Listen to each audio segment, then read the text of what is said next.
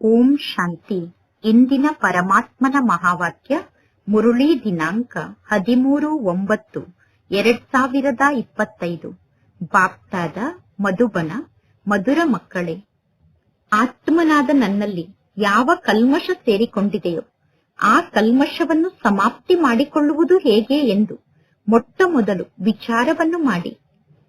ಸೂಜಿಯಲ್ಲಿ ಎಲ್ಲಿಯವರೆಗೂ ಕಲ್ಮಶ ಇರುತ್ತದೆಯೋ ಅಲ್ಲಿಯವರೆಗೂ ಅಯಸ್ಕಾಂತ ಸೂಜಿಯನ್ನು ಆಕರ್ಷಿಸಲು ಸಾಧ್ಯ ಇಲ್ಲ. ಅದೇ ರೀತಿ ಆತ್ಮನಾದ ನನ್ನಲ್ಲಿ ಕಲ್ಮಶ ಇದ್ದರೆ ನಾನು ಪರಮಾತ್ಮ ತಂದೆಗೆ ಆಕರ್ಷಿತ ಆಗಲು ಸಾಧ್ಯ ಇಲ್ಲ. ಇಂದಿನ ಪ್ರಶ್ನೆಯಾಗಿದೆ, ಪುರುಷೋತ್ತಮ ಸಂಗಮ ಯುಗದಲ್ಲಿ ನೀವು ಪುರುಷೋತ್ತಮರಾಗುವುದಕ್ಕೋಸ್ಕರ ಯಾವ ಪುರುಷಾರ್ಥವನ್ನು ಮಾಡಬೇಕು? ಉತ್ತರ, ಕರ್ಮಾತೀತ ಸ್ಥಿತಿಯನ್ನು ಪ್ರಾಪ್ತಿ ಮಾಡಿಕೊಳ್ಳುವಂತಹ ಪುರುಷಾರ್ಥವನ್ನು ಮಾಡಬೇಕು. ಯಾವ ಕರ್ಮ ಸಂಬಂಧಿಗಳ ಜೊತೆಗೂ ಬುದ್ಧಿ ಜೋಡಣೆ ಆಗಬಾರದು. ಅಂದರೆ ಕರ್ಮ ಬಂಧನ ನಮ್ಮನ್ನು ತನ್ನ ಕಡೆ ಆಕರ್ಷಣೆ ಮಾಡಬಾರದು. ಸಂಪೂರ್ಣ ಸಂಬಂಧ ಒಬ್ಬ ಪರಮಾತ್ಮ ತಂದೆಯ ಜೊತೆಗೆ ಜೋಡಣೆ ಆಗಿರಬೇಕು. ಬೇರೆ ಯಾರ ಜೊತೆಗೂ ನಮ್ಮ ಮನಸ್ಸಿನ ಪ್ರೀತಿ ಜೋಡಣೆ ಆಗಿರಬಾರದು. ಇಂತಹ ಪುರುಷಾರ್ಥವನ್ನು ನೀವೀಗ ಮಾಡಿ. ಅಲ್ಲ ಸಲ್ಲದ ವ್ಯರ್ಥ ಮಾತನ್ನು ಮಾತನಾಡುತ್ತಾ ನಿಮ್ಮ ಸಮಯವನ್ನು ವ್ಯರ್ಥವಾಗಿ ಕಳೆಯಬೇಡಿ. ಪರಮಾತ್ಮ ತಂದೆಯ ನೆನಪಿನಲ್ಲಿ ಸ್ಥಿತ ಆಗುವಂತಹ ಅಭ್ಯಾಸವನ್ನು ಮಾಡಿ. ಇಂದಿನ ಗೀತೆಯಾಗಿದೆ, ಎದ್ದೇಳಿ ಪ್ರೇಮಿಕೆಯರೇ ಎದ್ದೇಳಿ, ನವಯುಗ ಬರುತ್ತಾ ಇದೆ. ಓಂ ಶಾಂತಿ. ಆತ್ಮಿಕ ಮಕ್ಕಳಾದ ನೀವು, ಅಂದರೆ ಆತ್ಮರಾದ ನೀವು ಈ ಶರೀರದ ಮೂಲಕ ಗೀತೆಯನ್ನು ಕೇಳಿದಿರಿ. ಏಕೆಂದರೆ ಪರಮಾತ್ಮ ತಂದೆ ಈಗ ಮಕ್ಕಳಾದ ನಿಮ್ಮನ್ನು ಆತ್ಮ ಅಭಿಮಾನಿಯನ್ನಾಗಿ ಮಾಡುತ್ತಿದ್ದಾರೆ. ಈಗ ನಿಮಗೆ ಆತ್ಮದ ಜ್ಞಾನ ಪ್ರಾಪ್ತಿಯಾಗಿದೆ. ಜಗತ್ತಿನಲ್ಲಿ ಒಬ್ಬ ಮನುಷ್ಯರಿಗೂ ಕೂಡ ಆತ್ಮದ ಸರಿಯಾದ ಜ್ಞಾನ ಗೊತ್ತಿಲ್ಲ. ಅಂದ ಮೇಲೆ ಪುನಃ ಪರಮಾತ್ಮ ತಂದೆಯ ಜ್ಞಾನ ಅವರ ಬುದ್ಧಿಯಲ್ಲಿ ಹೇಗೆ ಇರಲು ಸಾಧ್ಯ? ಇಲ್ಲಿ ಪರಮಾತ್ಮ ತಂದೆ ಕುಳಿತು ಮಕ್ಕಳಿಗೆ ತಿಳಿಸುತ್ತಿದ್ದಾರೆ. ಶರೀರದ ಮೂಲಕ ತಂದೆ ಜ್ಞಾನವನ್ನು ತಿಳಿಸಬೇಕಾಗುತ್ತದೆ. ಶರೀರ ಇಲ್ಲದೆ ಆತ್ಮ ಏನನ್ನೂ ಮಾಡಲು ಸಾಧ್ಯ ಇಲ್ಲ. ಆತ್ಮಕ್ಕೆ ಗೊತ್ತಿದೆ ನಾವು ಎಲ್ಲಿಯ ನಿವಾಸಿಗಳಾಗಿದ್ದೇವೆ ಎಂದು, ನಾವು ಯಾರಿಗೆ ಮಕ್ಕಳಾಗಿದ್ದೇವೆ ಎಂದು ಆತ್ಮಕ್ಕೆ ಗೊತ್ತಿದೆ. ಈಗ ನೀವು ಕೂಡ ಯಥಾರ್ಥವಾಗಿ ಪರಮಾತ್ಮ ತಂದೆಯ ಬಗ್ಗೆ ಅರ್ಥ ಮಾಡಿಕೊಂಡಿದ್ದೀರಾ. ನಾವೆಲ್ಲರೂ ಪಾತ್ರಧಾರಿಗಳಾಗಿದ್ದೇವೆ, ಎಲ್ಲರೂ ಆಕ್ಟರ್ಸ್ ಆಗಿದ್ದೇವೆ. ಭಿನ್ನ ಭಿನ್ನ ಧರ್ಮದ ಆತ್ಮರು ಯಾವಾಗ ಬರುತ್ತಾರೆ ಅನ್ನುವ ಜ್ಞಾನ ಕೂಡ ನಿಮ್ಮ ಬುದ್ಧಿಯಲ್ಲಿ ಇದೆ. ಪರಮಾತ್ಮ ತಂದೆ ವಿಸ್ತಾರವಾಗಿ ಜ್ಞಾನವನ್ನು ತಿಳಿಸುವುದಿಲ್ಲ, ಹೋಲ್ಸೇಲ್ ಆಗಿ ಜ್ಞಾನವನ್ನು ತಿಳಿಸುತ್ತಾರೆ. ಹೋಲ್ಸೇಲ್ ಅಂದರೆ 1 ಸೆಕೆಂಡ್ನಲ್ಲಿ ತಂದೆ ಹೇಗೆ ಜ್ಞಾನವನ್ನು ತಿಳಿಸುತ್ತಾರೆ ಅಂದರೆ ಸೆಕೆಂಡ್ನಲ್ಲಿ ಸತ್ಯುಗದ ಆದಿಯಿಂದ ಹಿಡಿದು ಕಲಿಯುಗದ ಅಂತ್ಯದವರೆಗೂ ನಮಗೆ ಗೊತ್ತಾಗುತ್ತದೆ. ಅಂದರೆ ಸತ್ಯುಗದ ಆದಿಯಿಂದ ಹಿಡಿದು ಕಲಿಯುಗದ ಅಂತ್ಯದವರೆಗೂ ಈ ನಾಟಕದಲ್ಲಿ ನನ್ನ ಪಾತ್ರ ಹೇಗೆ ಫಿಕ್ಸ್ ಆಗಿದೆ ಅನ್ನುವುದು ನಮಗೆ ಗೊತ್ತಾಗುತ್ತದೆ. ಈಗ ನಿಮಗೆ ಗೊತ್ತಿದೆ ಪರಮಾತ್ಮ ತಂದೆ ಯಾರಾಗಿದ್ದಾರೆ. ಈ ನಾಟಕದಲ್ಲಿ ಪರಮಾತ್ಮ ತಂದೆಯ ಪಾತ್ರ ಏನಾಗಿದೆ. ನಿಮಗೆ ಗೊತ್ತಿದೆ ಪರಮಾತ್ಮ ತಂದೆ ಸರ್ವಶ್ರೇಷ್ಠ ತಂದೆ ಆಗಿದ್ದಾರೆ, ಸರ್ವರ ಸದ್ಗತಿದಾತ ಆಗಿದ್ದಾರೆ, ದುಃಖಹರ್ತ ಮತ್ತು ಸುಖಕರ್ತ ಆಗಿದ್ದಾರೆ. ಶಿವ ಜಯಂತಿಯ ಬಗ್ಗೆ ಗಾಯನ ಇದೆ. ಅಂದ ಮೇಲೆ ಅವಶ್ಯವಾಗಿ ಶಿವ ಜಯಂತಿ ಸರ್ವಶ್ರೇಷ್ಠ ಜಯಂತಿಯಾಗಿದೆ ಎಂದು ಹೇಳಲಾಗುತ್ತದೆ. ವಿಶೇಷವಾಗಿ ಭಾರತದಲ್ಲಿ ಶಿವ ಜಯಂತಿಯನ್ನು ಆಚರಣೆ ಮಾಡುತ್ತಾರೆ. ಯಾವ ಯಾವ ರಾಜ್ಯದಲ್ಲಿ ಯಾವ ಶ್ರೇಷ್ಠ ಪುರುಷರ ಹಿಂದಿನ ಇತಿಹಾಸ ಚೆನ್ನಾಗಿ ಇರುತ್ತದೆಯೋ ಆ ವ್ಯಕ್ತಿಗಳ ಸ್ಟ್ಯಾಂಪ್ ಅನ್ನು ನಿರ್ಮಾಣ ಮಾಡುತ್ತಿರುತ್ತಾರೆ. ಈಗ ಶಿವ ಜಯಂತಿಯನ್ನು ಕೂಡ ಆಚರಣೆ ಮಾಡುತ್ತಾರೆ. ಅಂದ ಮೇಲೆ ಎಲ್ಲರಿಗೂ ತಿಳಿಸಬೇಕು ಸರ್ವಶ್ರೇಷ್ಠ ಜಯಂತಿ ಯಾರ ಜಯಂತಿಯಾಗಿದೆ. ಅಂದ ಮೇಲೆ ಯಾರ ಸ್ಟ್ಯಾಂಪ್ ಅನ್ನು ನಿರ್ಮಾಣ ಮಾಡಬೇಕು? ಯಾರಾದರೂ ಸಾಧು ಸಂತರು ಒಳ್ಳೆಯವರಾಗಿದ್ದರೆ, ಅಥವಾ ಸಿಖ್ಖರಲ್ಲಿ ಯಾರಾದರೂ ಒಳ್ಳೆಯವರಾಗಿದ್ದರೆ, ಮುಸಲ್ಮಾನರಲ್ಲಿ ಯಾರಾದರೂ ಒಳ್ಳೆಯವರಾಗಿದ್ದರೆ, ಬ್ರಿಟಿಷರಲ್ಲಿ ಯಾರಾದರೂ ಒಳ್ಳೆಯವರಾಗಿದ್ದರೆ, ಯಾರಾದರೂ ಒಳ್ಳೆಯ ಫಿಲಾಸಫರ್ ಅಂದರೆ ತತ್ವಜ್ಞಾನಿ ಆಗಿದ್ದರೆ ಅಂತಹ ವ್ಯಕ್ತಿಗಳ ಸ್ಟ್ಯಾಂಪ್ ಅನ್ನು ನಿರ್ಮಾಣ ಮಾಡುತ್ತಿರುತ್ತಾರೆ. ಹೇಗೆ ರಾಣಾ ಪ್ರತಾಪ್ ಮುಂತಾದವರ ಸ್ಟ್ಯಾಂಪ್ ಅನ್ನು ನಿರ್ಮಾಣ ಮಾಡುತ್ತಿರುತ್ತಾರೆ. ಈಗ ವಾಸ್ತವದಲ್ಲಿ ಪರಮಾತ್ಮ ತಂದೆಯ ಸ್ಟ್ಯಾಂಪ್ ಅನ್ನು ನಿರ್ಮಾಣ ಮಾಡಬೇಕು. ಪರಮಾತ್ಮ ತಂದೆ ಸರ್ವರ ಸದ್ಗತಿದಾತ ಆಗಿದ್ದಾರೆ. ಈ ಸಮಯದಲ್ಲಿ ತಂದೆ ಇರದೇ ಇದ್ದಿದ್ದರೆ ನಮಗೆ ಹೇಗೆ ಸದ್ಗತಿ ಸಿಗಲು ಸಾಧ್ಯ ಆಗುತ್ತಿತ್ತು? ಏಕೆಂದರೆ ಎಲ್ಲರೂ ರವರವ ನರಕದಲ್ಲಿ ಮುಳುಗಿ ಪೆಟ್ಟನ್ನು ತಿನ್ನುತ್ತಿದ್ದಾರೆ. ಸರ್ವಶ್ರೇಷ್ಠ ತಂದೆ ಒಬ್ಬ ಶಿವ ತಂದೆ ಆಗಿದ್ದಾರೆ. ಅವರೇ ಪತಿತ ಪಾವನ ಆಗಿದ್ದಾರೆ. ಶಿವ ತಂದೆಯ ಮಂದಿರವನ್ನೂ ಕೂಡ ಬಹಳ ಎತ್ತರದ ಸ್ಥಾನದಲ್ಲಿ ನಿರ್ಮಾಣ ಮಾಡುತ್ತಾರೆ. ಏಕೆಂದರೆ ಪರಮಾತ್ಮ ತಂದೆ ಸರ್ವಶ್ರೇಷ್ಠ ಆಗಿದ್ದಾರೆ. ಪರಮಾತ್ಮ ತಂದೆ ಬಂದು ಭಾರತವನ್ನು ಸ್ವರ್ಗಕ್ಕೆ ಮಾಲೀಕ ಮಾಡುತ್ತಾರೆ. ಯಾವಾಗ ಪರಮಾತ್ಮ ತಂದೆ ಬರುತ್ತಾರೋ ಆಗ ಸದ್ಗತಿಯನ್ನು ನೀಡುತ್ತಾರೆ. ಅಂದ ಮೇಲೆ ಆ ಪರಮಾತ್ಮ ತಂದೆಯ ನೆನಪಿನಲ್ಲಿ ಸ್ಥಿತ ಆಗಿರಬೇಕು. ಶಿವ ತಂದೆಯ ಸ್ಟ್ಯಾಂಪ್ ಅನ್ನು ಹೇಗೆ ನಿರ್ಮಾಣ ಮಾಡುವುದು? ಭಕ್ತಿ ಮಾರ್ಗದಲ್ಲಿ ಶಿವಲಿಂಗವನ್ನು ನಿರ್ಮಾಣ ಮಾಡುತ್ತಾರೆ. ಪರಮಾತ್ಮ ಶಿವ ತಂದೆ ಸರ್ವಶ್ರೇಷ್ಠ ಆತ್ಮ ಆಗಿದ್ದಾರೆ. ಪರಮಾತ್ಮ ಶಿವ ತಂದೆಯ ಮಂದಿರ ಸರ್ವಶ್ರೇಷ್ಠ ಆಗಿದೆ ಎಂದು ಎಲ್ಲರೂ ಒಪ್ಪಿಕೊಳ್ಳುತ್ತಾರೆ. ಸೋಮನಾಥ ಶಿವನ ಮಂದಿರ ಕೂಡ ಇದೆ ತಾನೆ. ಭಾರತದ ನಿವಾಸಿಗಳು ತಮೋ ಪ್ರಧಾನರಾಗಿರುವ ಕಾರಣ ಶಿವ ತಂದೆ ಯಾರಾಗಿದ್ದಾರೆ, ಆ ಶಿವ ತಂದೆಯ ಪೂಜೆಯನ್ನು ನಾವು ಏಕೆ ಮಾಡುತ್ತೇವೆ ಅನ್ನುವುದನ್ನು ತಿಳಿದುಕೊಂಡಿಲ್ಲ. ಶಿವ ತಂದೆಯ ಕರ್ತವ್ಯದ ಬಗ್ಗೆ ಕೂಡ ಭಾರತದ ನಿವಾಸಿಗಳಿಗೆ ಗೊತ್ತಿಲ್ಲ. ರಾಣಾ ಪ್ರತಾಪ್ ಯುದ್ಧವನ್ನು ಮಾಡಿದರು. ಅಂದ ಮೇಲೆ ಯುದ್ಧವನ್ನು ಮಾಡುವುದು ಹಿಂಸೆ ಆಗಿದೆ ತಾನೆ. ಈ ಸಮಯದಲ್ಲಿ ನೀವೆಲ್ಲರೂ ಡಬ್ಬಲ್ ಅಹಿಂಸಕರಾಗಿದ್ದೀರಾ. ವಿಕಾರಕ್ಕೆ ವಶ ಆಗುವುದು ಹಿಂಸೆ ಆಗಿದೆ, ಅಂದರೆ ಕಾಮ ವಿಕಾರಕ್ಕೆ ವಶ ಆಗುವುದು ಹಿಂಸೆ ಆಗಿದೆ. ಈ ಲಕ್ಷ್ಮೀ ನಾರಾಯಣರು ಡಬ್ಬಲ್ ಅಹಿಂಸಕರಾಗಿದ್ದಾರೆ. ಮನುಷ್ಯರಲ್ಲಿ ಯಾವಾಗ ಸಂಪೂರ್ಣ ಜ್ಞಾನ ಇರುತ್ತದೆಯೋ ಆಗ ಅರ್ಥಸಹಿತವಾಗಿ ಸ್ಟ್ಯಾಂಪ್ ಅನ್ನು ನಿರ್ಮಾಣ ಮಾಡಲು ಸಾಧ್ಯ ಆಗುತ್ತದೆ. ಸತ್ಯಯುಗದಲ್ಲಿ ಈ ಲಕ್ಷ್ಮೀ ನಾರಾಯಣರ ಸ್ಟ್ಯಾಂಪ್ ಅನ್ನು ನಿರ್ಮಾಣ ಮಾಡಲಾಗುತ್ತದೆ. ಶಿವ ತಂದೆಯ ಬಗ್ಗೆ ಜ್ಞಾನ ಸತ್ಯಯುಗದಲ್ಲಿ ಯಾರಿಗೂ ಗೊತ್ತಿರುವುದಿಲ್ಲ. ಅಂದ ಮೇಲೆ ಅವಶ್ಯವಾಗಿ ಸರ್ವಶ್ರೇಷ್ಠ ಆತ್ಮರಾದಂತಹ ಲಕ್ಷ್ಮೀ ನಾರಾಯಣರ ಸ್ಟ್ಯಾಂಪ್ ಅನ್ನು ಅಲ್ಲಿ ನಿರ್ಮಾಣ ಮಾಡುತ್ತಾರೆ. ಈಗಲೂ ಕೂಡ ಭಾರತದಲ್ಲಿ ಇದೇ ದೇವತೆಗಳ ಸ್ಟ್ಯಾಂಪ್ ಇರಬೇಕು. ಸರ್ವಶ್ರೇಷ್ಠ ಅಂದರೆ ತ್ರಿಮೂರ್ತಿ ಶಿವ ತಂದೆ ಆಗಿದ್ದಾರೆ. ಅಂದ ಮೇಲೆ ಶಿವ ತಂದೆಯ ಸ್ಟ್ಯಾಂಪ್ ಇರಬೇಕು. ಅವಿನಾಶಿ ರೂಪದಲ್ಲಿ ಅದೇ ಸ್ಟ್ಯಾಂಪ್ ಇರಬೇಕು. ಏಕೆಂದರೆ ಭಾರತಕ್ಕೆ ಅವಿನಾಶಿ ರಾಜ್ಯ ಸಿಂಹಾಸನವನ್ನು ಪರಮಾತ್ಮ ತಂದೆ ನೀಡುತ್ತಾರೆ. ಪರಂಪಿತಾ ಪರಮಾತ್ಮ ತಂದೆ ಭಾರತವನ್ನು ಸ್ವರ್ಗವನ್ನಾಗಿ ಮಾಡುತ್ತಾರೆ. ನಿಮ್ಮಲ್ಲೂ ಕೂಡ ಅನೇಕರು ಪರಮಾತ್ಮ ತಂದೆ ನಮ್ಮನ್ನು ಸ್ವರ್ಗಕ್ಕೆ ಮಾಲೀಕರನ್ನಾಗಿ ಮಾಡುತ್ತಾರೆ ಅನ್ನುವುದನ್ನು ಕೂಡ ಮರೆತು ಬಿಡುತ್ತಾರೆ. ಮಾಯೆ ಎಲ್ಲವನ್ನೂ ಮರೆಸಿ ಬಿಡುತ್ತದೆ. ಪರಮಾತ್ಮ ತಂದೆಯನ್ನು ಅರ್ಥ ಮಾಡಿಕೊಳ್ಳದೇ ಇರುವ ಕಾರಣ ಭಾರತದ ನಿವಾಸಿಗಳು ಎಷ್ಟೊಂದು ತಪ್ಪನ್ನು ಮಾಡುತ್ತಾ ಬಂದಿದ್ದಾರೆ. ಶಿವ ತಂದೆ ಏನನ್ನು ಮಾಡುತ್ತಾರೆ ಅನ್ನುವುದು ಯಾರಿಗೂ ಕೂಡ ಗೊತ್ತಿಲ್ಲ. ಶಿವ ಜಯಂತಿಯ ಅರ್ಥ ಕೂಡ ಗೊತ್ತಿಲ್ಲ. ಪರಮಾತ್ಮ ತಂದೆಯನ್ನು ಬಿಟ್ಟು ಬೇರೆ ಯಾರೂ ಈ ಜ್ಞಾನವನ್ನು ನೀಡಲು ಸಾಧ್ಯ ಇಲ್ಲ. ಈಗ ಮಕ್ಕಳಾದ ನಿಮಗೆ ಪರಮಾತ್ಮ ತಂದೆ ತಿಳಿಸುತ್ತಾರೆ, ನೀವೀಗ ಅನ್ಯರ ಮೇಲೆ ದಯೆಯನ್ನು ತೋರಿಸಿ, ಸ್ವಯಂನ ಮೇಲೂ ಕೂಡ ದಯೆಯನ್ನು ತೋರಿಸಿಕೊಳ್ಳಿ. ಟೀಚರ್ ಶಿಕ್ಷಣವನ್ನು ಕಲಿಸುತ್ತಿದ್ದಾರೆ. ಅಂದ ಮೇಲೆ ಟೀಚರ್ ಶಿಕ್ಷಣವನ್ನು ಕಲಿಸುವಂತಹ ದಯೆಯನ್ನು ತೋರಿಸಿದ್ದಾರೆ ತಾನೆ. ಇಲ್ಲಿ ಪರಮಾತ್ಮ ಶಿವ ತಂದೆ ಹೇಳುತ್ತಾರೆ, ನಾನು ಕೂಡ ಟೀಚರ್ ಆಗಿದ್ದೇನೆ, ನಾನು ನಿಮಗೆ ಶಿಕ್ಷಣವನ್ನು ಕಲಿಸುತ್ತೇನೆ. ವಾಸ್ತವದಲ್ಲಿ ಇದಕ್ಕೆ ಪಾಠಶಾಲೆ ಎಂದು ಕರೆಯುವುದಿಲ್ಲ. ಇದು ಬಹಳ ದೊಡ್ಡ ವಿಶ್ವವಿದ್ಯಾಲಯ ಆಗಿದೆ. ಇನ್ನು ಉಳಿದ ಎಲ್ಲಾ ಹೆಸರುಗಳು ಅಸತ್ಯ ಹೆಸರಾಗಿದೆ. ಏಕೆಂದರೆ ಆ ಕಾಲೇಜ್ನವರು ಇಡೀ ವಿಶ್ವದವರಿಗೆ ಶಿಕ್ಷಣವನ್ನು ಕಲಿಸುವುದಿಲ್ಲ. ಅಂದ ಮೇಲೆ ಒಬ್ಬ ಪರಮಾತ್ಮ ತಂದೆಯ ವಿಶ್ವವಿದ್ಯಾಲಯ ಮಾತ್ರ ಇಡೀ ವಿಶ್ವಕ್ಕೂ ಶಿಕ್ಷಣವನ್ನು ಕಲಿಸುವಂತಹ ವಿಶ್ವವಿದ್ಯಾಲಯ ಆಗಿದೆ. ಈ ವಿಶ್ವವಿದ್ಯಾಲಯದಲ್ಲಿ ಇಡೀ ವಿಶ್ವದ ಆತ್ಮರಿಗೆ ತಂದೆ ಸದ್ಗತಿಯನ್ನು ನೀಡುತ್ತಾರೆ. ವಾಸ್ತವದಲ್ಲಿ ವಿಶ್ವವಿದ್ಯಾಲಯ ಇದೊಂದೇ ಆಗಿದೆ. ಈ ವಿಶ್ವವಿದ್ಯಾಲಯದ ಮೂಲಕ ಎಲ್ಲರೂ ಮುಕ್ತಿಧಾಮ ಮತ್ತು ಜೀವನ್ಮುಕ್ತಿ ಧಾಮಕ್ಕೆ ಹೋಗುತ್ತಾರೆ. ಅಂದರೆ ಸುಖ ಮತ್ತು ಶಾಂತಿಯನ್ನು ಪ್ರಾಪ್ತಿ ಮಾಡಿಕೊಳ್ಳುತ್ತಾರೆ. ಅಂದ ಮೇಲೆ ಇದು ಇಡೀ ವಿಶ್ವಕ್ಕೋಸ್ಕರ ವಿಶ್ವವಿದ್ಯಾಲಯ ಆಗಿದೆ ತಾನೆ. ಆದ್ದರಿಂದ ಪರಮಾತ್ಮ ತಂದೆ ತಿಳಿಸುತ್ತಾರೆ, ಮಕ್ಕಳೇ ಭಯ ಪಡಬೇಡಿ. ಇದೆಲ್ಲ ತಿಳಿಸುವಂತಹ ಜ್ಞಾನದ ಮಾತಾಗಿದೆ.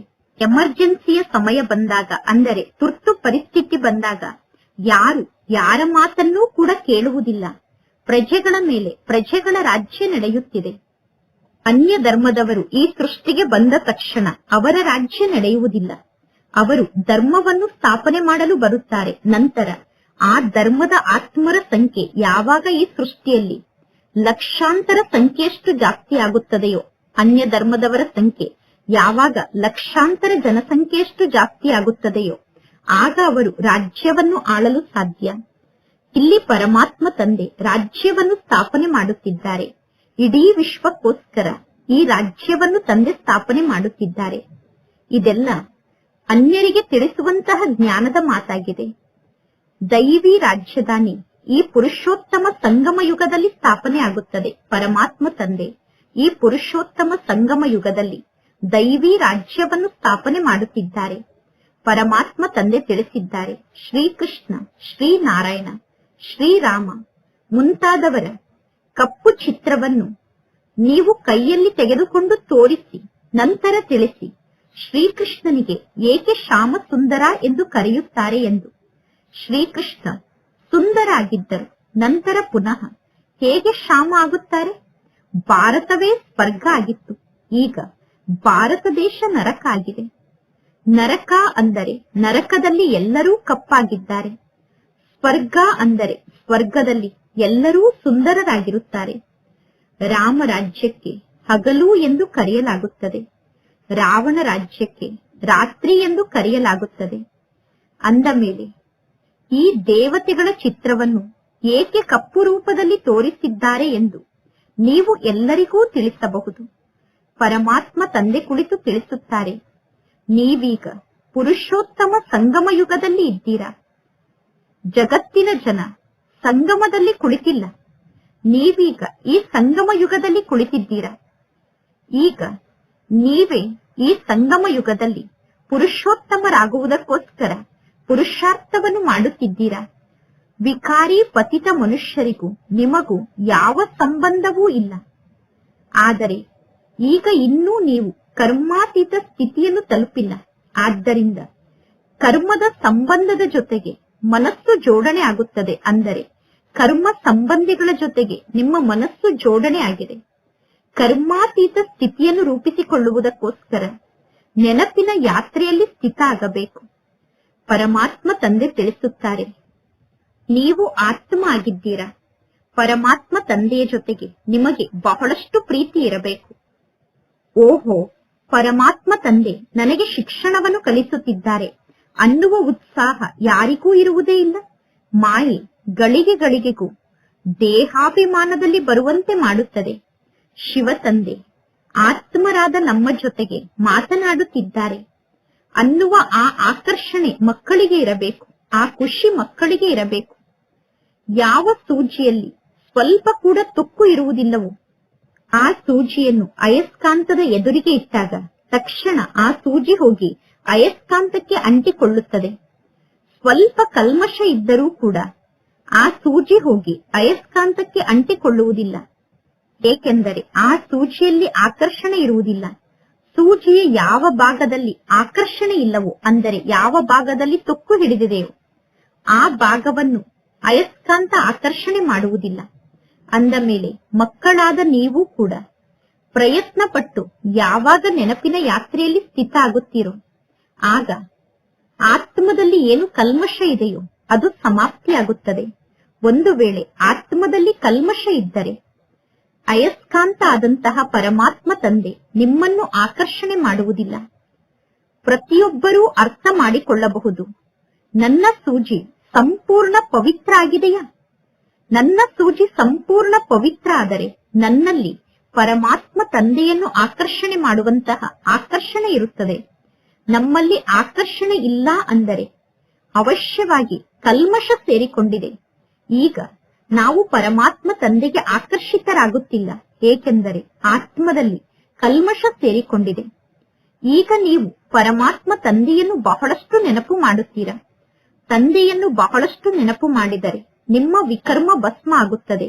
ಒಳ್ಳೆಯದು. ಪುನಃ ಒಂದು ವೇಳೆ ಯಾರಾದರೂ ಪಾಪವನ್ನು ಮಾಡುತ್ತಿದ್ದರೆ ಒಂದಕ್ಕೆ 100 ಪಟ್ಟು ಶಿಕ್ಷೆ ಜಾಸ್ತಿಯಾಗುತ್ತದೆ. ಆತ್ಮದಲ್ಲಿ ಕಲ್ಮಶ ಸೇರಿಕೊಂಡಾಗ ತಂದೆಯನ್ನು ನೆನಪು ಮಾಡಲು ಸಾಧ್ಯ ಆಗುವುದಿಲ್ಲ. ಸ್ವಯಂ ಅನ್ನು ಆತ್ಮ ಎಂದು ತಿಳಿದುಕೊಂಡು ಪರಮಾತ್ಮ ತಂದೆಯನ್ನು ನೆನಪು ಮಾಡಿ. ಪರಮಾತ್ಮ ತಂದೆಯ ನೆನಪನ್ನು ಮರೆತಾಗ ಕಲ್ಮಶ ಪುನಃ ಆತ್ಮದಲ್ಲಿ ಸೇರಿಕೊಳ್ಳುತ್ತದೆ. ಆಗ ತಂದೆಯನ್ನು ಆಕರ್ಷಣೆ ಮಾಡುವಂತಹ ಆಕರ್ಷಣೆ ನಮ್ಮಲ್ಲಿ ಇರುವುದಿಲ್ಲ. ತಂದೆಯ ಬಗ್ಗೆ ಅಂತಹ ಅಪಾರ ಪ್ರೀತಿ ಇರುವುದಿಲ್ಲ. ಕಲ್ಮಶ ಸಮಾಪ್ತಿಯಾಗಿದ್ದರೆ ತಂದೆಯ ಬಗ್ಗೆ ಪ್ರೀತಿ ಇರುತ್ತದೆ, ಖುಷಿ ಕೂಡ ಇರುತ್ತದೆ. ಆಗ ಚೆಹರೆ ಖುಷಿಯಲ್ಲಿ ಇರುವಂತಹ ಚೆಹರೆ ಆಗಿರುತ್ತದೆ. ಭವಿಷ್ಯದಲ್ಲಿ ನೀವು ಈ ರೀತಿ ದೇವತೆಗಳಾಗಬೇಕು. ನೀವು ಸೇವೆಯನ್ನು ಮಾಡದೇ ಇದ್ದರೆ, ಹಳೆಯ ಕೊಳೆತು ಹೋದಂತಹ ಮಾತನ್ನೇ ಮಾತನಾಡುತ್ತಿದ್ದರೆ, ಪರಮಾತ್ಮ ತಂದೆಯ ಜೊತೆಗೆ ಬುದ್ಧಿಯೋಗ ಕಟ್ಟಾದರೆ, ಅಂದರೆ ತಂದೆಯಿಂದ ಬುದ್ಧಿಯೋಗವನ್ನು ದೂರ ಮಾಡಿಕೊಂಡರೆ, ನಿಮ್ಮಲ್ಲಿ ಏನು ಸ್ವಲ್ಪ ಹೊಳಪಿದೆಯೋ ಆ ಹೊಳಪು ಕೂಡ ಮಾಯ ಆಗುತ್ತದೆ. ಪರಮಾತ್ಮ ತಂದೆಯ ಬಗ್ಗೆ ಆಗ ನಿಮಗೆ ಸ್ವಲ್ಪ ಕೂಡ ಪ್ರೀತಿ ಇರುವುದಿಲ್ಲ. ತಂದೆಯ ಬಗ್ಗೆ ಯಾರಿಗೆ ಪ್ರೀತಿ ಇರುತ್ತದೆಯೋ ಅವರು ಚೆನ್ನಾಗಿ ತಂದೆಯನ್ನು ನೆನಪು ಮಾಡುತ್ತಿರುತ್ತಾರೆ. ಪರಮಾತ್ಮ ತಂದೆ ಕೂಡ ಅಂತಹ ಮಕ್ಕಳಿಗೆ ಆಕರ್ಷಿತರಾಗುತ್ತಾರೆ. ಈ ಮಗು ಬಹಳ ಚೆನ್ನಾಗಿ ಸೇವೆಯನ್ನು ಮಾಡುತ್ತಿದೆ ಮತ್ತು ಇವರು ಯೋಗದಲ್ಲೂ ಕೂಡ ಇದ್ದಾರೆ ಎಂದು ತಂದೆ ಅಂತಹ ಮಕ್ಕಳನ್ನು ಆಕರ್ಷಣೆ ಮಾಡುತ್ತಾರೆ. ಅಂದ ಮೇಲೆ ತಂದೆಗೂ ಕೂಡ ಆ ಮಕ್ಕಳ ಬಗ್ಗೆ ಪ್ರೀತಿ ಇರುತ್ತದೆ. ಯಾರು ಸ್ವಯಂನ ಮೇಲೆ ಗಮನವನ್ನು ಇಟ್ಟುಕೊಳ್ಳುತ್ತಾರೋ ಅವರ ಮೂಲಕ ಯಾವುದೇ ಪಾಪದ ಕಾರ್ಯ ನಡೆಯುವುದಿಲ್ಲ. ಒಂದು ವೇಳೆ ತಂದೆಯನ್ನು ನೆನಪು ಮಾಡದೇ ಇದ್ದರೆ ಕಲ್ಮಶ ಹೇಗೆ ಸಮಾಪ್ತಿಯಾಗಲು ಸಾಧ್ಯ? ಪರಮಾತ್ಮ ತಂದೆ ತಿಳಿಸುತ್ತಾರೆ, ಚಾರ್ಟ್ ಅನ್ನು ಬರೆಯಿರಿ, ಆಗ ಕಲ್ಮಶ ಸಮಾಪ್ತಿಯಾಗುತ್ತದೆ. ತಮೋ ಪ್ರಧಾನರಿಂದ ಸತೋ ಪ್ರಧಾನರಾಗಬೇಕು ಅಂದರೆ ಕಲ್ಮಶ ಸಮಾಪ್ತಿಯಾಗಬೇಕು. ಕಲ್ಮಶ ಸಮಾಪ್ತಿಯಾಗುತ್ತದೆ, ಪುನಃ ಕಲ್ಮಶ ಜಾಸ್ತಿ ಆಗುತ್ತದೆ. ಒಂದಕ್ಕೆ 100 ಪಟ್ಟು ಶಿಕ್ಷೆ ಜಾಸ್ತಿಯಾಗುತ್ತದೆ. ಪರಮಾತ್ಮ ತಂದೆಯನ್ನು ನೆನಪು ಮಾಡದೇ ಇದ್ದರೆ ಮಕ್ಕಳು ಸ್ವಲ್ಪಿಲ್ಲ ಸ್ವಲ್ಪ ಪಾಪವನ್ನು ಮಾಡುತ್ತಿರುತ್ತಾರೆ. ಪರಮಾತ್ಮ ತಂದೆ ತಿಳಿಸುತ್ತಾರೆ, ಕಲ್ಮಶವನ್ನು ಸಮಾಪ್ತಿ ಮಾಡಿಕೊಳ್ಳದೆ ನೀವು ನನ್ನ ಬಳಿ ಬರಲು ಸಾಧ್ಯ ಇಲ್ಲ. ಕಲ್ಮಶ ಸಮಾಪ್ತಿಯಾಗದೇ ಇದ್ದರೆ ನಂತರ ನೀವು ಪುನಃ ಶಿಕ್ಷೆಯನ್ನು ಅನುಭವ ಮಾಡಬೇಕಾಗುತ್ತದೆ. ಆಗ ನಿಮಗೆ ಪೆಟ್ಟು ಸಿಗುತ್ತದೆ. ನಂತರ ನಿಮ್ಮ ಪದವಿ ಭ್ರಷ್ಟ ಆಗುತ್ತದೆ. ಇನ್ನು ತಂದೆಯ ಮೂಲಕ ಯಾವ ಆಸ್ತಿ ಸಿಗಲು ಸಾಧ್ಯ? ಅಂದ ಮೇಲೆ ಶಿಕ್ಷೆಯನ್ನು ಅನುಭವ ಮಾಡುವಂತಹ ಯಾವ ಕರ್ಮವನ್ನೂ ಕೂಡ ಮಾಡಬಾರದು. ಕಲ್ಮಶ ಜಾಸ್ತಿ ಆಗುವಂತಹ ಯಾವ ಕರ್ಮವನ್ನೂ ಕೂಡ ಈಗ ನಾವು ಮಾಡಬಾರದು. ಮೊದಲು ಸ್ವಯಂನ ಆತ್ಮದಲ್ಲಿರುವ ಕಲ್ಮಶವನ್ನು ಸಮಾಪ್ತಿ ಮಾಡಿಕೊಳ್ಳುವ ಮಾತಿನ ಬಗ್ಗೆ ವಿಚಾರವನ್ನು ಮಾಡಬೇಕು. ಕಲ್ಮಶವನ್ನು ಸಮಾಪ್ತಿ ಮಾಡಿಕೊಳ್ಳುವ ಮಾತಿನ ಬಗ್ಗೆ ವಿಚಾರವನ್ನು ಮಾಡದೇ ಇದ್ದರೆ ನಂತರ ಪುನಃ ಪರಮಾತ್ಮ ತಂದೆ ತಿಳಿದುಕೊಳ್ಳುತ್ತಾರೆ, ಈ ಮಕ್ಕಳ ಅದೃಷ್ಟದಲ್ಲೇ ಇಲ್ಲ ಎಂದು. ನಮ್ಮಲ್ಲಿ ಅಂತಹ ಶ್ರೇಷ್ಠ ಕ್ವಾಲಿಫಿಕೇಶನ್ ಕೂಡ ಇರಬೇಕು ತಾನೆ. ಒಳ್ಳೆಯ ನಡತೆ ಇರಬೇಕು. ಲಕ್ಷ್ಮೀನಾರಾಯಣರ ನಡತೆಯ ಬಗ್ಗೆ ಗಾಯನವನ್ನು ಮಾಡಲಾಗುತ್ತದೆ. ವರ್ತಮಾನ ಸಮಯದ ಮನುಷ್ಯರು ಲಕ್ಷ್ಮೀನಾರಾಯಣರ ಸಮ್ಮುಖದಲ್ಲಿ ತಮ್ಮ ನಡತೆಯ ಬಗ್ಗೆ ವರ್ಣನೆಯನ್ನು ಮಾಡಿಕೊಳ್ಳುತ್ತಾರೆ. ಶಿವತಂದೆಯ ಬಗ್ಗೆ ಜಗತ್ತಿನ ಜನರಿಗೆ ಗೊತ್ತಿಲ್ಲ. ಸದ್ಗತಿಯನ್ನು ನೀಡುವಂತವರು ಶಿವತಂದೆ ಆಗಿದ್ದಾರೆ. ಜನ ಸನ್ಯಾಸಿಗಳ ಬಳಿ ಹೋಗುತ್ತಾರೆ. ಆದರೆ ಸರ್ವರ ಸದ್ಗತಿದಾತ ಒಬ್ಬ ತಂದೆ ಆಗಿದ್ದಾರೆ. ಪರಮಾತ್ಮ ತಂದೆ ಸ್ವರ್ಗವನ್ನು ಸ್ಥಾಪನೆ ಮಾಡುತ್ತಾರೆ. ನಂತರ ಪುನಃ ಆತ್ಮರಾದ ನಾವು ಕೆಳಗಡೆ ಇಳಿಯಲೇಬೇಕು. ಪರಮಾತ್ಮ ತಂದೆಯನ್ನು ಬಿಟ್ಟು ಬೇರೆ ಯಾರು ನಮ್ಮನ್ನು ಪಾವನ ಮಾಡಲು ಸಾಧ್ಯ ಇಲ್ಲ. ಮನುಷ್ಯರು ತಗ್ಗಾದಂತಹ ಪ್ರದೇಶದಲ್ಲಿ ಅಂದರೆ ಹೊಂಡದಲ್ಲಿ ಹೋಗಿ ಕುಳಿತುಕೊಳ್ಳುತ್ತಾರೆ ಅಥವಾ ಗುಂಡಿಯಲ್ಲಿ ಹೋಗಿ ಕುಳಿತುಕೊಳ್ಳುತ್ತಾರೆ. ಅಲ್ಲಿ ಕುಳಿತು ಪಾವನ ಆಗಲು ಪ್ರಯತ್ನವನ್ನು ಪಡುತ್ತಾರೆ.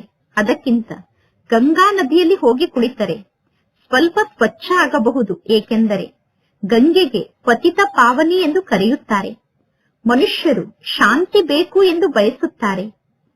ಯಾವಾಗ ನಾವು ವಾಪಸ್ ಮನೆಗೆ ಹೋಗುತ್ತೇವೋ ಆಗ ಅಲ್ಲಿ ನಮಗೆ ಶಾಂತಿ ಸಿಗುತ್ತದೆ. ಯಾವಾಗ ನಮ್ಮ ಪಾತ್ರ ಪೂರ್ಣ ಆಗುತ್ತದೆಯೋ, ಪಾತ್ರವನ್ನು ಮುಗಿಸಿ ಯಾವಾಗ ನಾವು ಮನೆಗೆ ಹೋಗುತ್ತೇವೋ ಅಲ್ಲಿ ನಮಗೆ ಶಾಂತಿ ಸಿಗುತ್ತದೆ. ಆತ್ಮರ ಮನೆ ನಿರ್ವಾಣ ಧಾಮ ಆಗಿದೆ. ಈ ಸಾಕಾರ ಜಗತ್ತಿನಲ್ಲಿ ಶಾಂತಿ ಎಲ್ಲಿಂದ ಬರಲು ಸಾಧ್ಯ? ಶಾಂತಿಗೋಸ್ಕರ ತಪಸ್ಸನ್ನು ಕೂಡ ಮಾಡುತ್ತಾರೆ. ಅವರು ಕರ್ಮವನ್ನಂತೂ ಮಾಡುತ್ತಾರೆ ತಾನೆ. ಕರ್ಮವನ್ನು ಮಾಡಿ ನಂತರ ಶಾಂತಿಯಲ್ಲಿ ಕುಳಿತುಕೊಳ್ಳುತ್ತಾರೆ. ಆದರೆ ಅವರಿಗೆ ಪರಮಾತ್ಮ ತಂದೆಯ ಬಗ್ಗೆ ಗೊತ್ತಿಲ್ಲ. ಅದೆಲ್ಲ ಭಕ್ತಿ ಮಾರ್ಗ ಆಗಿದೆ. ಪುರುಷೋತ್ತಮ ಸಂಗಮ ಯುಗ ಒಂದೇ ಆಗಿದೆ. ಈ ಸಂಗಮ ಯುಗದಲ್ಲಿ ಪರಮಾತ್ಮ ತಂದೆ ಬರುತ್ತಾರೆ. ಆತ್ಮ ಸ್ವಚ್ಛ ಆಗಿ ಮುಕ್ತಿ ಮತ್ತು ಜೀವನ್ ಮುಕ್ತಿಯ ಲೋಕಕ್ಕೆ ಹೋಗುತ್ತದೆ. ಯಾರು ಪರಿಶ್ರಮವನ್ನು ಪಡುತ್ತಾರೋ ಅವರೇ ರಾಜ್ಯವನ್ನು ಆಳುತ್ತಾರೆ. ಇನ್ನು ಯಾರು ಪರಿಶ್ರಮವನ್ನು ಪಡುವುದಿಲ್ಲವೋ ಅವರು ಶಿಕ್ಷೆಯನ್ನು ಅನುಭವ ಮಾಡುತ್ತಾರೆ. ಹೇಗೆ ಯಜ್ಞದ ಆದಿಯ ಸಮಯದಲ್ಲಿ ಪರಮಾತ್ಮ ತಂದೆ ಸಾಕ್ಷಾತ್ಕಾರವನ್ನು ಮಾಡಿಸಿದ್ದರು, ಶಿಕ್ಷೆಯ ಸಾಕ್ಷಾತ್ಕಾರ ಕೂಡ ಆಗಿತ್ತು. ಅದೇ ರೀತಿ ಅಂತ್ಯದಲ್ಲೂ ಕೂಡ ಸಾಕ್ಷಾತ್ಕಾರ ಆಗುತ್ತದೆ. ಎಲ್ಲರೂ ನೋಡುತ್ತಾರೆ, ನಾನು ಶ್ರೀಮತದಂತೆ ನಡೆಯದೇ ಇರುವ ಕಾರಣ ನನ್ನ ಪರಿಸ್ಥಿತಿ ಈ ರೀತಿಯಾಗಿದೆ ಎಂದು. ಈಗ ಮಕ್ಕಳಾದ ನೀವು ಕಲ್ಯಾಣಕಾರಿಗಳಾಗಬೇಕು. ಪರಮಾತ್ಮ ತಂದೆಯ ಪರಿಚಯವನ್ನು ಎಲ್ಲರಿಗೂ ನೀಡಬೇಕು. ರಚನೆಯ ಪರಿಚಯವನ್ನು ಎಲ್ಲರಿಗೂ ನೀಡಬೇಕು. ಹೇಗೆ ಸೂಜಿಯನ್ನು ಸೀಮೆ ಎಣ್ಣೆಯಲ್ಲಿ ಹಾಕಿದಾಗ ಸೂಜಿಗೆ ಹಿಡಿದಿರುವಂತಹ ತುಕ್ಕು ಬಿಡುತ್ತದೆ, ಅದೇ ರೀತಿ ಪರಮಾತ್ಮ ತಂದೆಯ ನೆನಪಿನಲ್ಲಿ ಸ್ಥಿತ ಆದರೆ ಆತ್ಮದ ತುಕ್ಕು ಸಮಾಪ್ತಿಯಾಗುತ್ತದೆ. ಇಲ್ಲದಿದ್ದರೆ ಆತ್ಮದಲ್ಲಿ ತಂದೆಯನ್ನು ಆಕರ್ಷಿಸುವಷ್ಟು ಆಕರ್ಷಣೆ ಇರುವುದಿಲ್ಲ, ಅಥವಾ ಪರಮಾತ್ಮ ತಂದೆಯ ಬಗ್ಗೆ ಅಪಾರ ಪ್ರೀತಿ ಇರುವುದಿಲ್ಲ. ಯಾವಾಗ ಆತ್ಮದಲ್ಲಿ ಕಲ್ಮಶ ಇರುತ್ತದೆಯೋ, ಕಲ್ಮಶ ಇರುವಂತಹ ಆತ್ಮರ ಪ್ರೀತಿ ಮಿತ್ರ ಸಂಬಂಧಿಗಳ ಜೊತೆಗೆ ಜೋಡಣೆ ಆಗಿರುತ್ತದೆ. ಅಂತವರು ಮಿತ್ರ ಸಂಬಂಧಿಗಳ ಬಗ್ಗೆ ಪ್ರೀತಿ ಇರುವ ಕಾರಣ ಹೋಗಿ ಮಿತ್ರ ಸಂಬಂಧಿಗಳ ಬಳಿಯೇ ಇರುತ್ತಾರೆ. ಕಲ್ಮಶ ಇರುವಂತಹ ಆತ್ಮರ ಸಂಘ ಎಲ್ಲಿ ಮತ್ತು ಪರಮಾತ್ಮ ತಂದೆಯ ಸಂಘ ಎಲ್ಲಿ? ಕಲ್ಮಶ ಇರುವಂತಹ ಆತ್ಮರಾದಂತಹ ನಿಮ್ಮ ಮಿತ್ರ ಸಂಬಂಧಿಗಳ ಸಂಘ ಎಲ್ಲಿ? ಪರಮಾತ್ಮ ತಂದೆಯ ಸಂಘ ಎಲ್ಲಿ? ಕಲ್ಮಶ ಇರುವಂತಹ ವ್ಯಕ್ತಿಗಳ ಸಂಘದಲ್ಲಿ ಬಂದರೆ ಇನ್ನು ಆತ್ಮದಲ್ಲಿ ಕಲ್ಮಶ ಜಾಸ್ತಿ ಆಗುತ್ತದೆ. ಕಲ್ಮಶವನ್ನು ಸಮಾಪ್ತಿ ಮಾಡುವುದಕ್ಕೋಸ್ಕರ ತಂದೆ ಬರುತ್ತಾರೆ. ನೆನಪಿನ ಮೂಲಕ ನೀವು ಪಾವನರಾಗುತ್ತೀರಾ. ಅರ್ಧ ಕಲ್ಪದಿಂದ ಆತ್ಮದಲ್ಲಿ ಬಹಳಷ್ಟು ತೀವ್ರ ಗತಿಯಿಂದ ಕಲ್ಮಶ ಸೇರಿಕೊಂಡಿದೆ. ಈಗ ಅಯಸ್ಕಾಂತ ಆದಂತಹ ತಂದೆ ಹೇಳುತ್ತಾರೆ, ತಂದೆಯಾದ ನನ್ನನ್ನು ನೀವು ನೆನಪು ಮಾಡಿ. ಬುದ್ಧಿ ಯೋಗವನ್ನು ಎಷ್ಟು ಜಾಸ್ತಿ ನನ್ನ ಜೊತೆಗೆ ಜೋಡಣೆ ಮಾಡುತ್ತೀರೋ ಅಷ್ಟು ಕಲ್ಮಶ ಸಮಾಪ್ತಿಯಾಗುತ್ತದೆ. ಹೊಸ ಜಗತ್ತು ನಿರ್ಮಾಣ ಆಗಬೇಕು. ಸತ್ಯುಗದಲ್ಲಿ ಮೊದಲು ಸಣ್ಣದಾದ ವೃಕ್ಷ ಇರುತ್ತದೆ. ಸತ್ಯುಗದಲ್ಲಿ ದೇವಿ ದೇವತೆಗಳ ಸಣ್ಣ ವೃಕ್ಷ ಇರುತ್ತದೆ. ನಂತರ ಆ ವೃಕ್ಷ ಬೆಳೆದು ದೊಡ್ಡದಾಗುತ್ತದೆ. ಈ ಸೃಷ್ಟಿಯಿಂದಲೇ ಜನ ನಿಮ್ಮ ಬಳಿ ಬಂದು ಪುರುಷಾರ್ಥವನ್ನು ಮಾಡುತ್ತಾರೆ. ಯಾರು ಮೇಲಿನಿಂದ ಬರುವುದಿಲ್ಲ. ಅನ್ಯ ಧರ್ಮದವರು ಈಗಲೂ ಮೇಲಿನಿಂದ ಬರುತ್ತಿರುತ್ತಾರೆ. ಈಗ ನಿಮ್ಮ ರಾಜ್ಯಧಾನಿ ತಯಾರಾಗುತ್ತಿದೆ. ಎಲ್ಲದಕ್ಕೂ ಸಂಪೂರ್ಣ ಆಧಾರ ಶಿಕ್ಷಣ ಆಗಿದೆ. ಪರಮಾತ್ಮ ತಂದೆಯ ಶ್ರೀಮತದಂತೆ ನಡೆಯಬೇಕು. ಮಕ್ಕಳ ಬುದ್ಧಿಯೋಗ ಇಲ್ಲಿ ಕುಳಿತಿದ್ದರೂ ಕೂಡ ಹೊರಗಡೆ ಜಗತ್ತಿನಲ್ಲಿ ಅಲೆದಾಡುತ್ತಿರುತ್ತದೆ. ಅಂದ ಮೇಲೆ ಕಲ್ಮಶ ಸೇರಿಕೊಳ್ಳುತ್ತದೆ ತಾನೆ. ನೀವು ಇಲ್ಲಿಗೆ ಬರುವುದೇ ಎಲ್ಲಾ ಲೆಕ್ಕಾಚಾರವನ್ನು ಚುಕ್ತ ಮಾಡಿಕೊಳ್ಳಲು. ಬದುಕಿರುವಾಗಲೇ ಎಲ್ಲವನ್ನು ಸಮಾಪ್ತಿ ಮಾಡಿಕೊಂಡು ತಂದೆಯ ಬಳಿ ಬರುತ್ತೀರಾ?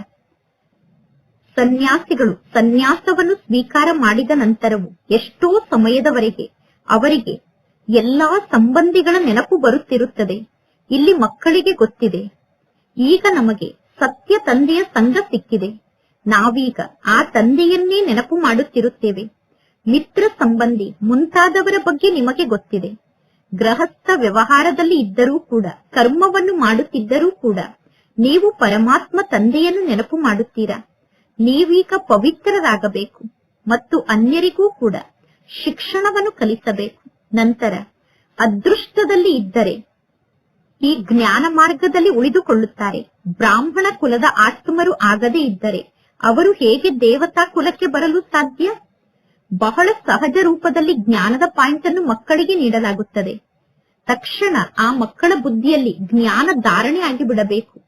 ವಿನಾಶ ಕಾಲದಲ್ಲಿ ವಿಪರೀತ ಬುದ್ಧಿ ಉಳ್ಳಂತವರ ಚಿತ್ರ ಕೂಡ ಸ್ಪಷ್ಟವಾಗಿದೆ.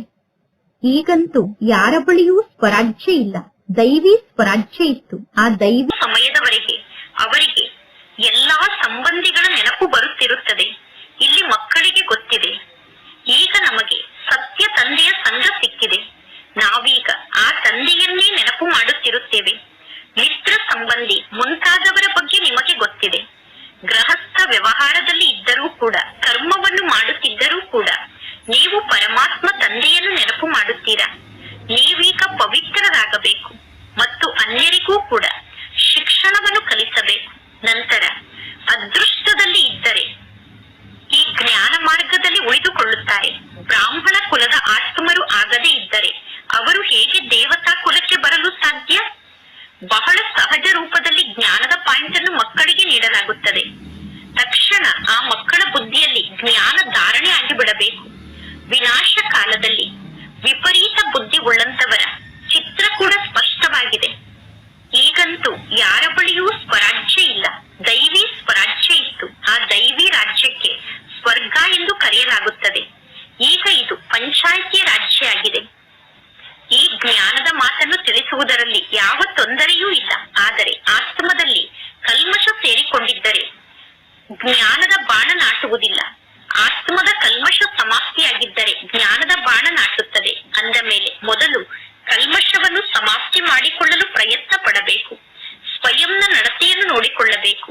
ಹಗಲು ರಾತ್ರಿ ನಾನು ಏನನ್ನು ಮಾಡುತ್ತಿದ್ದೇನೆ?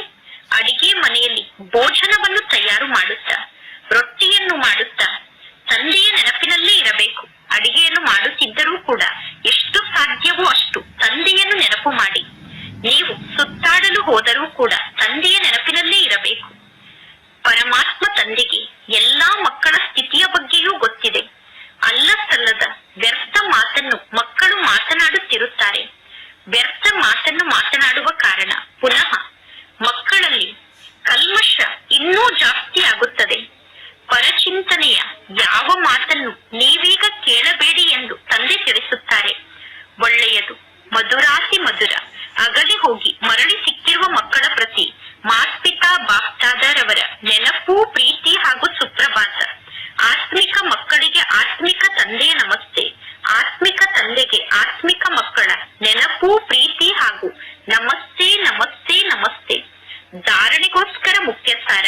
ಫಸ್ಟ್ ಪಾಯಿಂಟ್, ಹೇಗೆ ತಂದೆ ಟೀಚರ್ನ ರೂಪದಲ್ಲಿ ಶಿಕ್ಷಣವನ್ನು ಕಲಿಸಿ ಎಲ್ಲರ ಮೇಲೂ ದಯೆಯನ್ನು ತೋರಿಸುತ್ತಾರೆ, ಅದೇ ರೀತಿ ಸ್ವಯಂನ ಮೇಲೆ ಸ್ವಯಂ ದಯೆಯನ್ನು ತೋರಿಸಿಕೊಳ್ಳಬೇಕು ಮತ್ತು ಅನ್ಯರ ಮೇಲೆ ದಯೆಯನ್ನು ತೋರಿಸಬೇಕು. ಶಿಕ್ಷಣದ ಕಡೆ ಸಂಪೂರ್ಣ ಗಮನ ಇರಬೇಕು ಮತ್ತು ಶ್ರೀಮತದ ಕಡೆ ಸಂಪೂರ್ಣ ಗಮನ ಇರಬೇಕು. ನಿಮ್ಮ ನಡತೆಯನ್ನು ಸುಧಾರಣೆ ಮಾಡಿಕೊಳ್ಳಬೇಕು. ಸೆಕೆಂಡ್ ಪಾಯಿಂಟ್, ಪರಸ್ಪರ ಸೇರಿ ಯಾವುದೋ ಹಳೆಯ ಕೊಳೆತು ಹೋದಂತಹ ಪರಚಿಂತನೆಯ ಮಾತನ್ನು ಮಾತನಾಡಿ ಪರಮಾತ್ಮ ತಂದೆಯ ಜೊತೆಗೆ ಬುದ್ಧಿಯೋಗವನ್ನು ಕಟ್ ಮಾಡಬಾರದು. ಯಾವುದೇ ಪ್ರಕಾರದ ಪಾಪದ ಕರ್ಮವನ್ನು ಮಾಡಬಾರದು. ತಂದೆಯ ನೆನಪಿನಲ್ಲಿ ಸ್ಥಿತಾಗಿ ಆತ್ಮದ ಕಲ್ಮಶವನ್ನು ಸಮಾಪ್ತಿ ಮಾಡಿಕೊಳ್ಳಬೇಕು. ಇಂದಿನ ವರದಾನ ಆಗಿದೆ. ದೃಢತೆಯ ಮೂಲಕ ಬಂಜರು ಭೂಮಿಯಲ್ಲೂ ಫಲ ಹುಟ್ಟುವಂತೆ ಮಾಡುವಂತಹ ಸಫಲತಾ ಸ್ವರೂಪರಾಗಿ, ಯಾವುದೇ ಮಾತಿನಲ್ಲಿ ಸಫಲತಾ ಸ್ವರೂಪರಾಗುವುದಕ್ಕೋಸ್ಕರ ದೃಢತೆ ಮತ್ತು ಸ್ನೇಹದ ಸಂಘಟನೆ ಇರಬೇಕು. ಈ ದೃಢತೆ ಅನ್ನುವಂಥದ್ದು ಬಂಜರು ಭೂಮಿಯಲ್ಲೂ ಫಲ ಹುಟ್ಟುವಂತೆ ಮಾಡುತ್ತದೆ. ಹೇಗೆ ವರ್ತಮಾನ ಸಮಯದಲ್ಲಿ ವಿಜ್ಞಾನಿಗಳು ಮರಳುಗಾಡಿನಲ್ಲೂ ಕೂಡ ಫಲವನ್ನು ಹುಟ್ಟಿಸುತ್ತಾರೆ, ಮರಳುಗಾಡಿನಲ್ಲೂ ಹಣ್ಣು ಹುಟ್ಟುವಂತೆ ಮಾಡಲು ವಿಜ್ಞಾನಿಗಳು ಪ್ರಯತ್ನವನ್ನು ಮಾಡುತ್ತಿದ್ದಾರೆ. ಅದೇ ರೀತಿ ನೀವು ಶಾಂತಿಯ ಶಕ್ತಿಯ ಮೂಲಕ ಸ್ನೇಹದ ನೀರನ್ನು ಹಾಕುತ್ತಾ ಫಲೀಭೂತರಾಗಿ ಫಲವನ್ನು ಹುಟ್ಟಿಸುವಂತವರಾಗಿ ದೃಢತೆಯ ಮೂಲಕ ಭರವಸಾಹೀನರಲ್ಲಿ ಭರವಸೆಯ ದೀಪವನ್ನು ಬೆಳಗಿಸಬಹುದು. ಏಕೆಂದರೆ ಸಾಹಸ ಇದ್ದಾಗ ತಂದೆಯ ಸಹಯೋಗ ಅವಶ್ಯವಾಗಿ ಸಿಗುತ್ತದೆ. ಇಂದಿನ ಸ್ಲೋಗನ್ ಆಗಿದೆ, ಸ್ವಯಂವನ್ನು ಸದಾ ಪರಮಾತ್ಮ ತಂದೆಯ ಕೊಡುಗೆ ಎಂದು ತಿಳಿದುಕೊಂಡು ನಡೆಯಿರಿ. ಆಗ ನಿಮ್ಮ ಕರ್ಮದಲ್ಲಿ ಆತ್ಮ